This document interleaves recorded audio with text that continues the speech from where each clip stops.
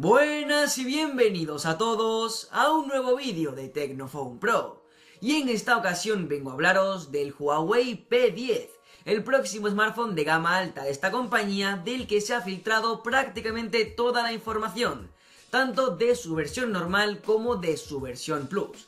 Así que en este vídeo voy a mostrarte características tan importantes como sería su diseño, su pantalla, su cámara, batería y hardware interno, pero también tenemos toda la información respecto a su fecha de lanzamiento y al precio que tendrá de salida. Y aquí me gustaría adelantaros una cosa, y es que como sabréis algunos, aquí en el canal hemos hecho vídeos hablando de otros smartphones de gama alta de este mismo año 2017, como sería el Galaxy S8, el HTC 11 o el LG G6. Y todos tienen algo en común, y es que su precio va a ser más alto que la generación anterior y que van a ser bastante caros.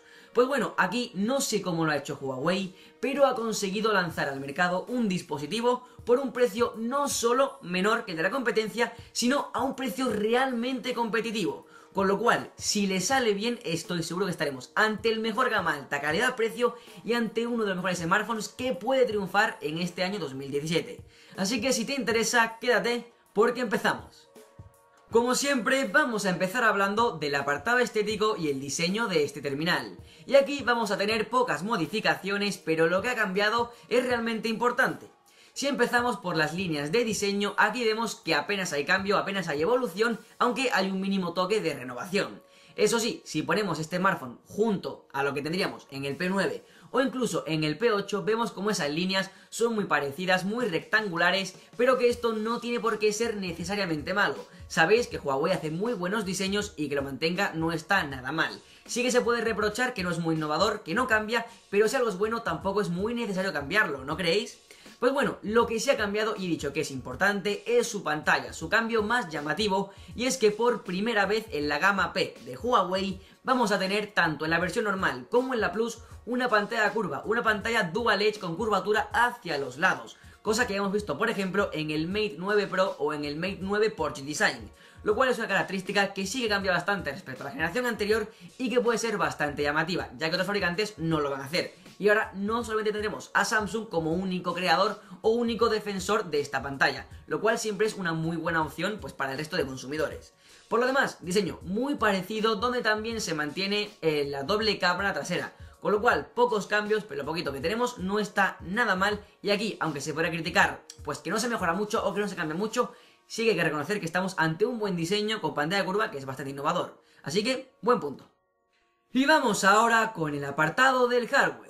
Un punto que podría ser algo polémico, depende de cómo lo mires. Y quizás cuando acabes de verlo pienses, me esperaba un poco más. Pero te digo que si ves la ficha técnica completa, miras el precio y lo pones en contexto con el resto de la competencia, te vas a dar cuenta que no está para nada mal. Pero bueno, una vez dicho esto, vamos a empezar. Y es que si vamos por la pantalla encontraremos dos versiones, la versión normal y la versión Plus, que van a diferir esta vez solamente en tamaño, siendo la primera de 5,2 pulgadas en resolución 2K con tecnología IPS, y la mayor siendo de 5,5 pulgadas, también resolución 2K, tecnología IPS, y como he dicho antes, para las dos vamos a tener pantalla curva. Sin duda, un paso hacia adelante en esta, digamos, compañía en Huawei que aún no había puesto panel 2K prácticamente en ningún dispositivo, y ahí que lo traiga es un buen paso adelante. Además, unido a esta doble curva a los lados, vamos a tener un panel que si de por sí era muy bueno, mejora aún más. Y vamos ahora con el apartado del hardware más interno y empezamos por el procesador. Y aquí hay dos tipos de rumores. El primero dice que tanto el normal como el Plus van a contar con el mismo procesador, siendo este el Kirin 965. Pero hay otra que dice que la versión más pequeña tendrá el Kirin 960 y la versión Plus el 965. Con lo cual yo lo comento y aún así vamos a tener unos procesadores que van a estar realmente bien. En la generación anterior pasó lo mismo, si no recuerdo mal el P9 tenía el 950 y el P9 Plus el 955. Si me equivoco, que me parece que no, lo podéis poner en los comentarios. La diferencia, aunque existe, es mínima y simplemente es una mejora, una revisión de este procesador, con lo cual tenemos rendimientos muy buenos en los dos. Pero imagino que teniendo en cuenta que el que tiene actualmente el Mate 9, que es el 960, está todavía de tú a tú con el 821, cuando salga el 835 se quedará un poquito atrás, con lo cual la competencia en teoría debería ser mejor. Pero esto lo comentaré un poquito más adelante. Y si vamos ahora con el apartado de la memoria, aquí sí tenemos diversas y bastantes versiones. Nada más y nada menos que 3 para la versión normal y 2 para la versión Plus. Siendo la normal de 4 GB de memoria RAM o 32 o 64 de almacenamiento interno, siendo la tercera versión disponible de 6 GB de memoria RAM y 64 de almacenamiento interno. Nada mal. Y para la versión Plus solamente 2 versiones. La primera de 4 GB de memoria RAM y con 64 de almacenamiento interno, y la segunda de 6 GB de memoria RAM y 128 de almacenamiento interno. De lo que no os he dicho nada es de si pueda ser ampliable mediante microSD. Aún así, tenemos un procesador bueno, una pantalla bueno y un almacenamiento que no va a estar nada mal junto a 4 o 6 GB de memoria RAM, con lo cual, perfecto. En cuanto a la cámara, desgraciadamente no tenemos mucha información, más allá de que va a ser doble, como hemos visto en la última generación. Eso sí, lo más seguro es que vuelva a ser firmada por Leica y que esté también mejorada en cuanto al software y la implementación de las dos. Además de que seguramente tenga más resolución y más megapíxeles, con lo cual, si no es igual y mejora un poquitín, vamos a estar ante una muy buena cámara, sin duda. Quizás no la mejor, pero teniendo en cuenta que ya en la generación anterior tuvimos una muy buena cámara, seguro que no va a decepcionar. Y ahora en la batería, para la versión normal contaremos con una batería aproximada de 3275 mAh, que para el tamaño que tiene no está nada mal, la verdad que pienso que es un buen amperaje.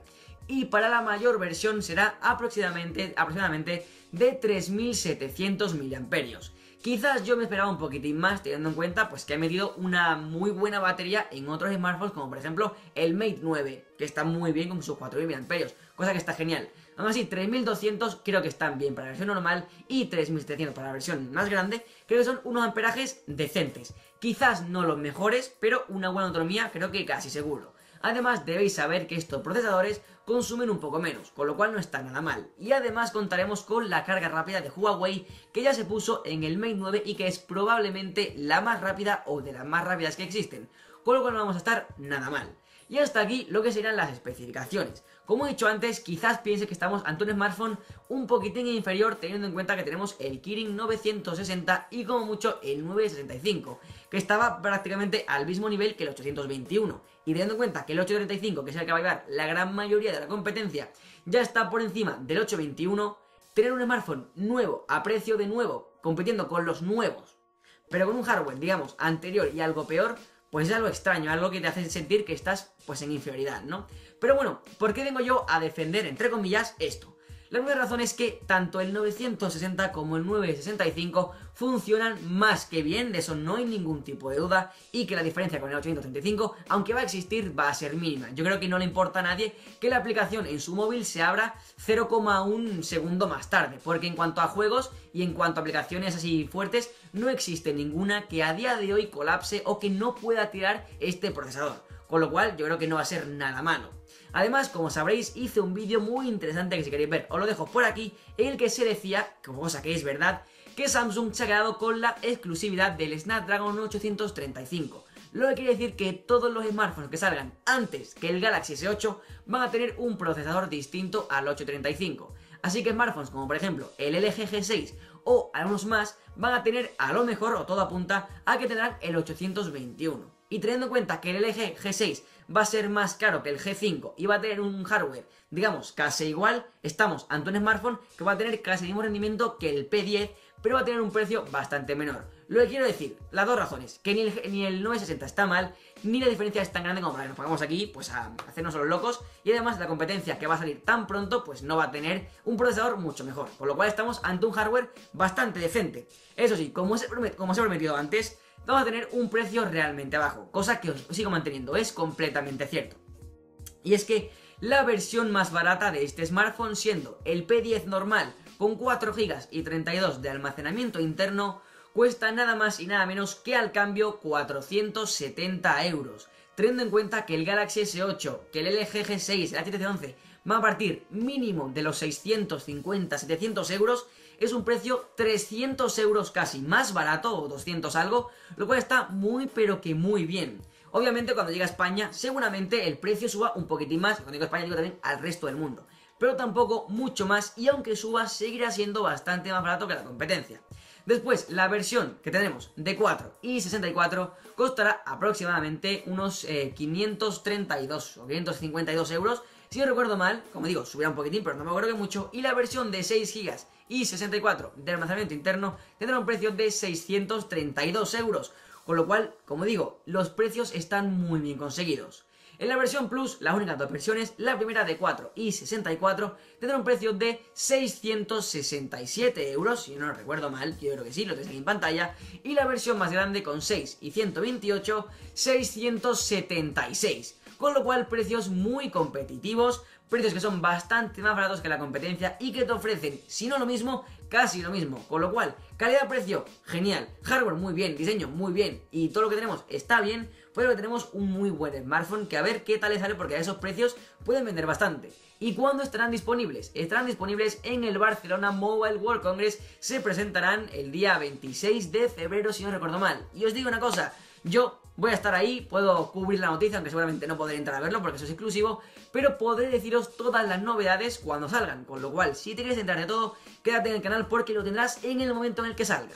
Así que nada, hasta aquí el vídeo, espero que os haya gustado y que si ha sido así que pongas en los comentarios qué te parece y que le des a like al vídeo. También te invito a que si quieres tener una interacción más cercana conmigo, lo hagas a través de mis redes sociales que tienes en la descripción, que son Twitter, Instagram y Facebook, y no te cuesta nada seguirme, ¿a qué esperas? Y por último, que si no quieres perderte nada, que te suscribas a mi canal. Nos vemos en un próximo vídeo. Adiós.